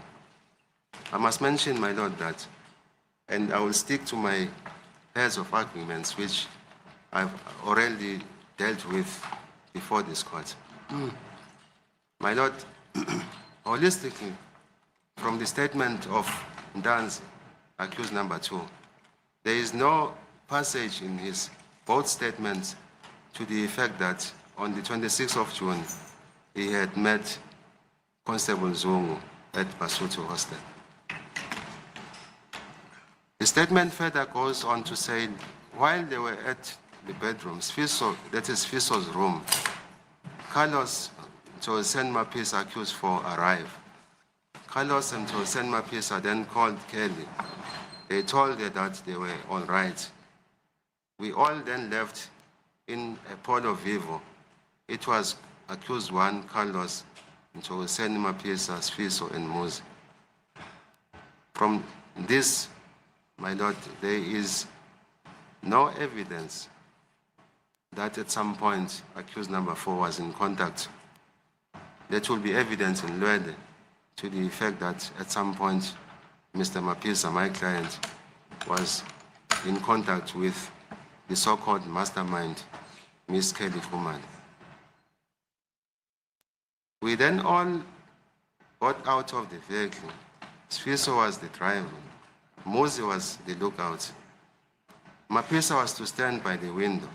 Carlos and accused 1 was supposed to get to the house. In this regard, I submit, my Lord, that there is no evidence, independent evidence, from this confession statement to suggest that my client, accused number 4, at some point went inside the house after the 2 robbers had left the scene. Even the state witnesses, Ms. Zandile Kumalo, Tumelo Madlanga, and Ntogo Zesitwala did not make any reference to an individual who came into the house after the 2 robbers had left.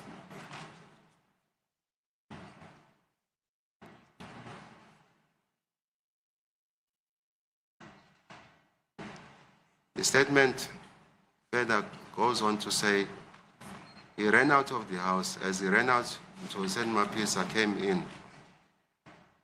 He ran and got in the vehicle. They remained in the house. Obviously, the statement goes on further to say that they followed each other to a certain motor vehicle which had been parked at a nearby. In this regard, my Lord, one finds no corroboration or evidence alluende from the statement of accused number 2, that is exhibit JJ. It has been said, my Lord, that confessions are not admissible against another. Section 219 of the Act provides that no confession may be made by any person shall be admissible as evidence against another person.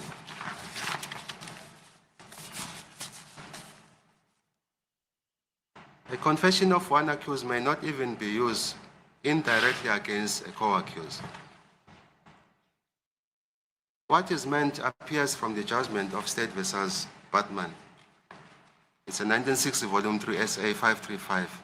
It's an appellate decision in which the 3 accused were convicted of murder. One of them made a confession implicating the other 2. All that connected the confessor to the murder was his confession, and all that lined the other 2 was the fact that the 3 were in each other's company at about the time of the offense. Although the direct implications of the other 2 in the confession was therefore correctly left out of the cost considerations, Snyder JA found on appeal that they were nevertheless indirectly and wrongly connected to the murder. There are so many cases, my Lord, that one can quote in this subject. I've dealt with them in my heads of arguments in an application in terms of section 174.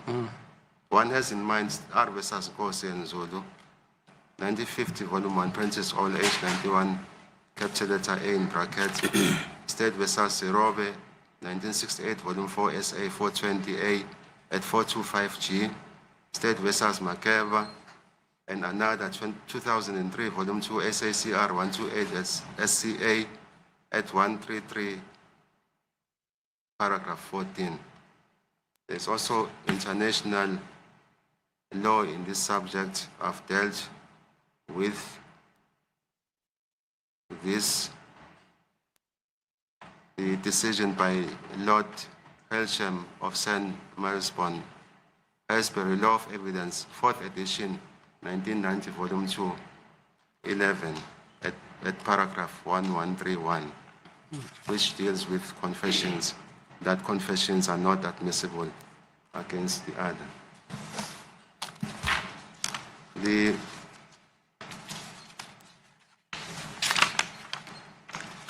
Western Cape High Court decision, my Lord, is useful in the sense that it discusses the Constitutional Court decision of State versus Mhlongo, State versus Nkosi, at paragraph 8 of the judgment.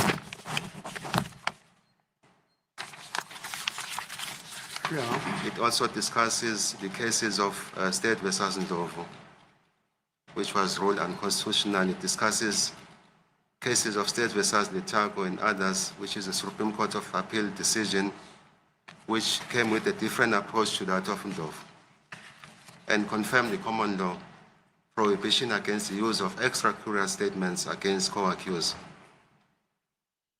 That is at paragraph 16 of the judgment.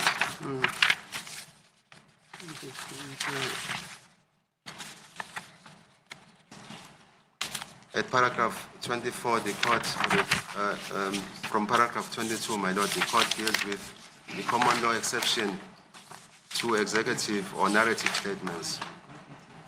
It discusses and gives examples, my Lord, to the 2 statements, which are executive statements and confession statements. Yeah.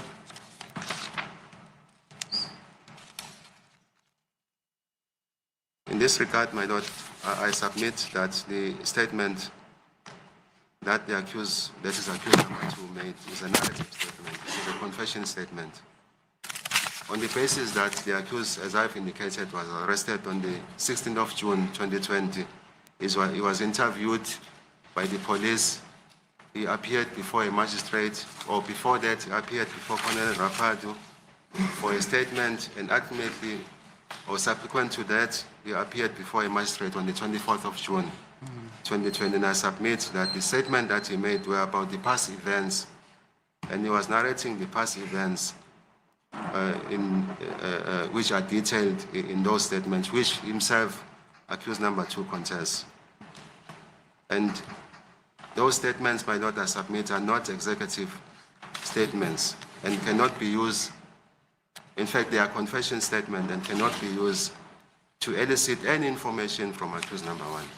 Okay.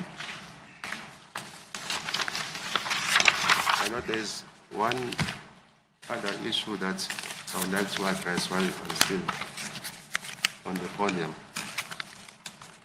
The court will remember, my Lord, that on the 17th of October, at the time when I was asking questions to accused number 1, there was an issue that I raised during cross-examination, the issue of Sinako's beer. This arose from the fact that Constable Zungu says when he was in the bedroom where Kwabeni was in possession of a .38 revolver. He then asked, Zungu says he then asked Kwabeni if was it not the firearm that he had said he threw away in the river, that he had used to shoot or shot Sinako. Then the court, my Lord, with due respect, made remarks that none of the defense counsel cross-examined Constable Zungu about what Constable Zungu was saying about Kwabeni, about the engagement between himself and Kwabeni. I had to go through the record, my Lord. This was indeed done under cross-examination.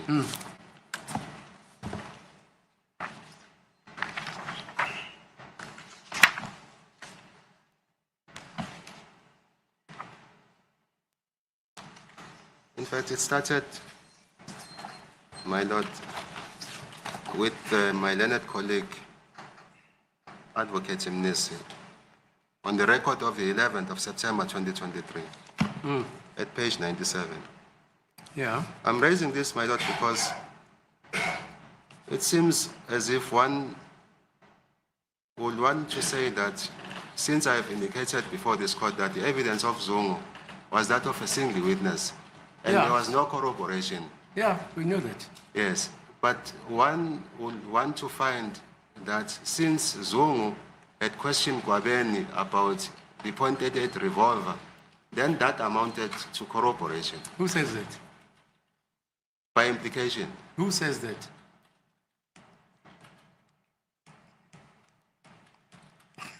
That is what I could read. No, fine. That's why I say who says that? From the court's judgment. That is why I'm raising it now. No. There's got nothing to do. It's a peripheral issue. Zungu is a single witness. We all know that. Yes. Yeah. Yes. But I just wanted to highlight that. I hear you. I just wanted to highlight this. This was done under cross-examination. Yeah. But just read it for me, Alu. Just read that cross-examination. My Lord? Just read that portion. Yes. With regards to the fact that the firearm was thrown into the water, what? Yes, thank you, my Lord. It's the record of the 11th of September 2023, on page 97, line 18. In fact, it's cross-examination by my colleague, Advocate Mnisi. Yeah.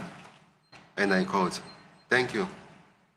The very same Kwabeni that you have told this court about will also come and tell this court that whilst you were in his room at the hostel, being handed with the .38 special firearm, you asked him if that was not the firearm which he said he threw away in the river after shooting at Sinako. using it. Then the response by Constable Zungu was, I did ask him that. Okay. So if I say that it's a mistake, I also, actually. because my cross-examination followed, my lord, on the very same subject, because I was not happy with the response that was given by Constable Zungu. Yeah. On the date of October 2023, it's a record of the date of October 2023. At page 34.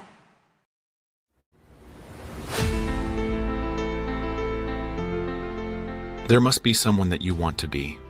You want to be an astronaut, walking on the moon. You want to climb up the highest mountain to reach the limit of the nature. You want to be a cowboy chasing for freedom and gold in the outlaw country. You also want to explore more about the Earth, more about yourself.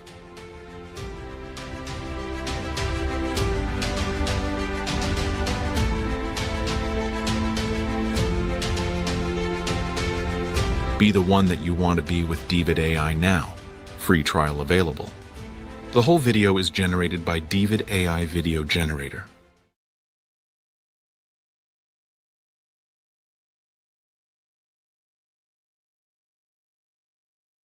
Stop editing videos manually in 2025. Try Haluo AI now. No skills needed, no budget, no problem. Just simply type your idea. Click Generate. A ready-to-post video will be done in. This issue was canvassed under cross-examination.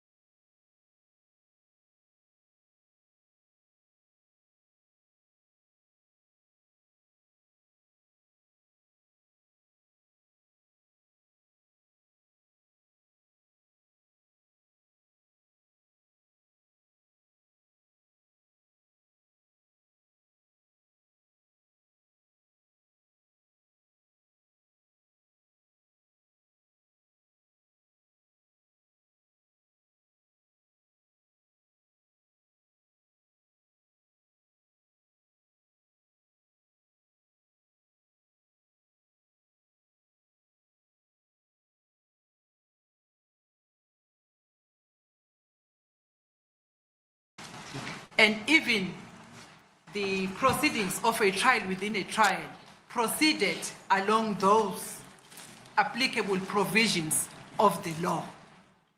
At no stage wherein it was indicated that such statements were the executive statement.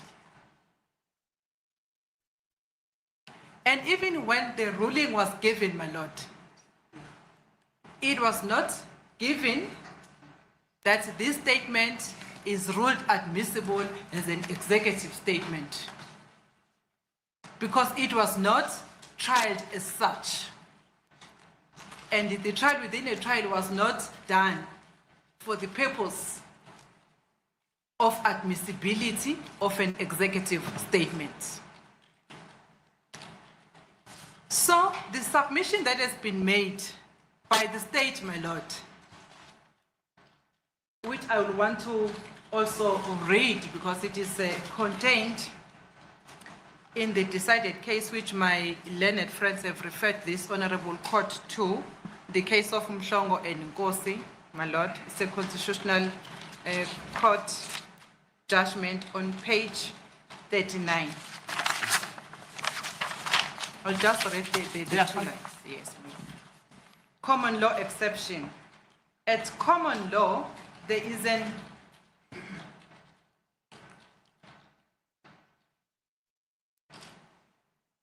exception to the exclusion of extracurricular statement of co-accused.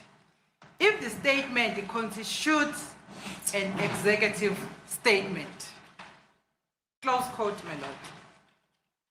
If the statement constitutes an executive statement, the main issue to be decided, my lord, I submit, by this honorable court, is whether the statement made by accused, let me not say whether the statement made, because one day it will be said that I said the statement was made, whether the exhibits. Who will say this? The state, my lord. Oh, I see. Yes, the state, they will Okay. be saying that, yes. Whether the statements contained in Exhibit GG, Exhibit FF, respectively, my lord, before this court, constitute executive statement. If they are no longer the confession, they are now executive statements, then this case is applicable. But if they remain the confession and the pointing out, it means then that this case is misplaced, because the statement that is before this court is not an executive statement. In other words, my lord, the state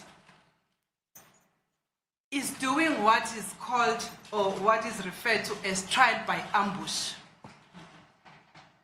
Introduce a statement as a confession, as a pointing out, then after the state case has been closed, the state makes submissions that such statement be referred to as an executive statement.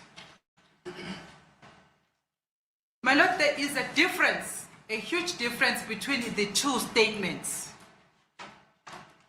I will highlight just few differences between the two statements. Confession is made before a peace officer. Pointing out is made before a peace officer. Executive statement is not made before any peace officer or a magistrate, my lord, in terms of section 217 and 219 respectively. The point I'm trying to make, my lord, is the difference between the two and the circumstances under which these two statements will be made. Executive statement is not made before a magistrate, it's not made before a peace officer. That's the difference. Then now the statement, my lord, is before this court. Had we been informed from the beginning that these are the executive statements, my lord, the accused person would have defended themselves differently and appropriately. And as a result of the misplacement of this submission, the accused rights to the accused rights to a fair trial has been violated. Even if it has not been violated, my lord, but it will be violated if the court allows the state to use the statements contained in exhibits GG, FF, and HH against the co-accused. Their right to a fair trial will be violated, my lord. And it will render this trial unfair. And also their right to equality will also be violated. As a result, my lord, it is my submission that this court should not allow the state. I don't know the correct term to put, my lord. To allow? To allow the state to fish, you know, because the state is now saying it's a confession at the beginning. During the trial, it's an executive statement. Alternatively, it's a hearsay statement. It's a hearsay evidence. We're running 3 parallel regimes. And which one do we need to defend? The status of the evidence that is presented before court is very crucial, my lord, so that the accused will be able to defend that evidence appropriately. Even if because the problem, if that is not defined properly, the classification of evidence that the state is intending to lead, or that the state is leading, is that at the end of the day, the defense will be expected to make submissions on the admissibility of such evidence for the purpose of conviction now. And then if, my lord, the evidence is introduced as a confession, during 174 is introduced as executive statement, then our arguments, it is not clear as to what is it that we need to defend regarding that statement when we are doing the assessment of evidence now, my lord. I submit, my lord, with due respect, that the statement, these 3 statements, as they have been ruled, they do not amount to executive statements. The case of S versus Mhlongo, my lord, and S versus Nkosi, it's a constitutional decision case, my lord. My learned friend has referred to it. It's a 2015 well-known case, volume 2, SACR 323. And on paragraph 39, my lord,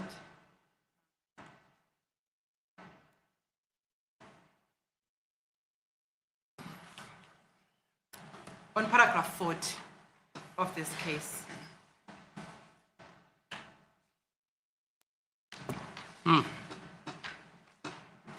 Open quote, my lord, on paragraph 40. It's a judgment by Theron AJ. It is not necessary to determine this issue. The facts do not arise. The extra crucial statements here were not executive in nature as considered by the state and will not fall under this exception. Determining this matter without any factual metrics to guide our understanding is unnecessary and undesirable. This question was not fully ventilated before us, and we thus have insufficient information to make a determination in this regard. We therefore thank His Lordship for the indulgence given to us so that we'll be able to ventilate this proper, my lord. To be able to make differences, make submissions on the statements that we're talking about.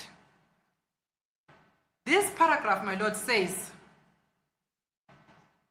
it is not, the exception that the state is referring to is misplaced because the extra crucial statement here that we are talking about now, in this case, my lord, they are not executive in nature. Therefore, the exception is not applicable in this case because the statements that we are talking about, they are not executive in nature. They were not meant under the executive or for the executive purposes and the intention thereof. The state indicated that those statements were made under the provisions of Section 217 and 219 of the Criminal Procedure Act. And therefore, the exception that the state wants to rely on does not apply to the statements that are before this court. And they cannot be used against the co-accused, my lord. This is a constitutional decision.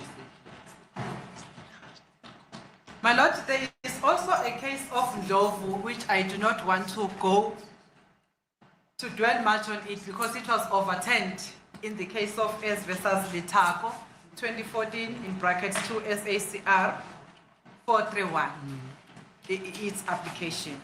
Yeah, that's true. Also, my lord, in my submissions, I also rely on the case of S versus Leting and others, which is also a Western Cape judgment, my lord.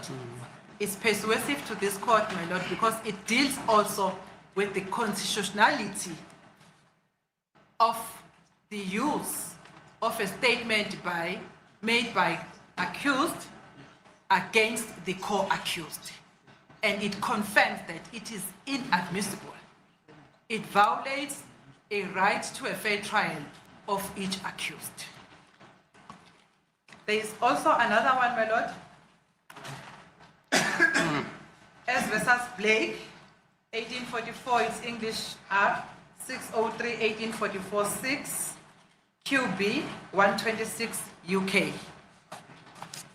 All these cases, my lord, that I am referring this honorable court to, they confirm, my lord, that the statements made by the accused are inadmissible against the co-accused. Okay. The executive statement, just for argument's sake, my lord. These are the statements that are made by a party during the planning or execution of a crime that may be admissible as evidence against the other co-accused. The admissibility, my lord, I submit, the admissibility of that statement, the executive statement, is a complex issue. Although we're not dealing with an executive statement before this court, but I would like to make this submission, my lord. It's a complex issue that depends on specific legal rules regarding hearsay and a fair trial. So in other words, there are laws governing the admissibility of these two statements, my lord, executive statements and statements made under the provisions of Section 217 and 219. And it cannot be tried vice versa, my lord. And the usage as well of such statement is governed by the provisions of the Criminal Procedure Act, including the case law that I've referred to this honorable court to. Therefore, they are protected, the usage is protected. You cannot introduce a statement as a confession and then you want it to be admitted as an executive statement. Therefore, my lord, it is my respectful submission that the state should not be allowed to use the statement in exhibits FF, GG, and HH against the co-accused in this matter because they will suffer unfair trial, my lord. Those are my submissions. Thank you. Okay. Thanks. Sorry, my lord, there's one aspect that escaped my mind. I What's just that? wanted to address the court. Yeah. In fact, my lord, the two statements, executive statements and confession statements, you will find evidence alluded to the commission of the offense. One other issue is the case that the state referred to, the state case of State versus Sheikh 2007, volume 1, SACR. Okay. 247 SCA. It's a good example. I applaud the state. It is a good example where one finds executive statements because it deals with encrypted facts, and in that facts, certain unlawful activities were undertaken and certain individuals were mentioned. So it was said that it was done in the furtherance of a common purpose or a conspiracy. So the facts of the case of Sheikh are totally distinguishable from this case because, as I've mentioned, my lord, that it deals with the arrest of accused number 2 who was arrested on the 16th of June 2020, was interviewed by the police, and he ultimately appeared before a magistrate on the 24th of June 2020.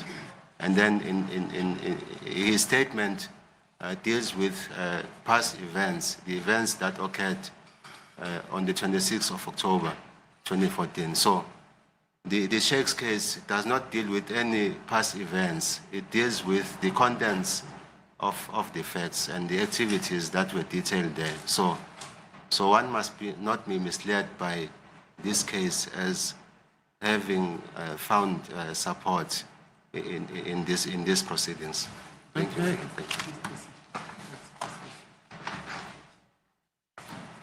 Yes, what's the time now? 6 minutes to 1, my lord. You want to start now or after lunch?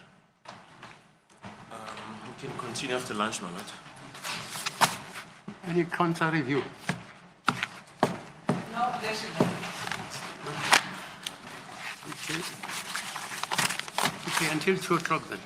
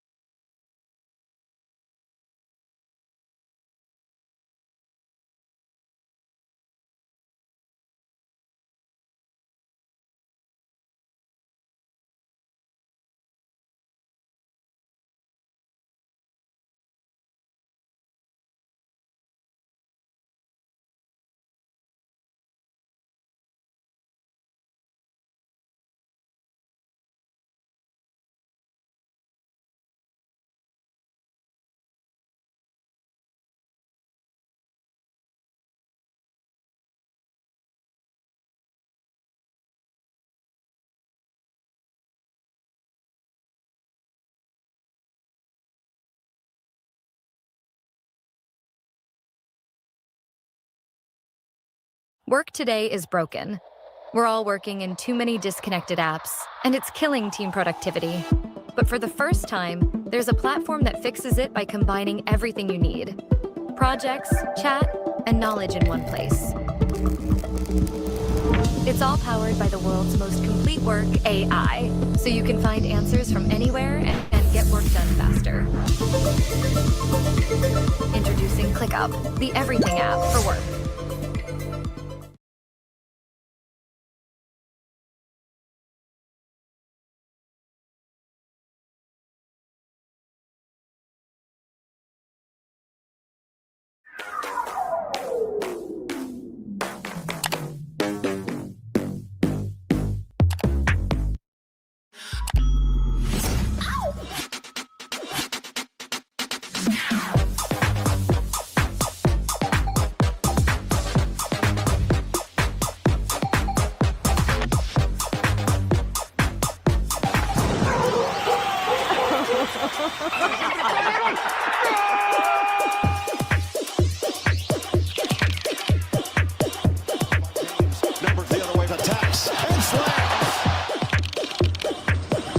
Dreams do come true. I am showering on Netflix.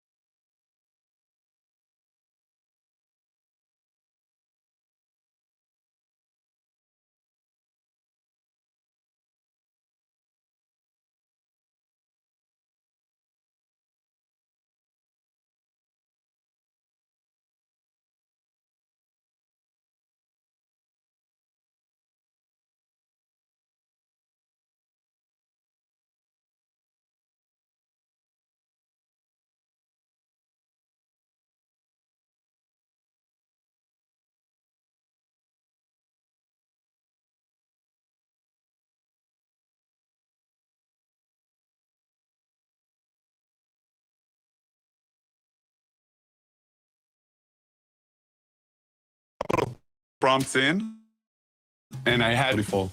Our brand's name is 80 Summers, a premium swimwear brand made to help women feel good about themselves. We had this opportunity of opening a pop-up, and suddenly we needed a point of sale, so we went to Base 44. It started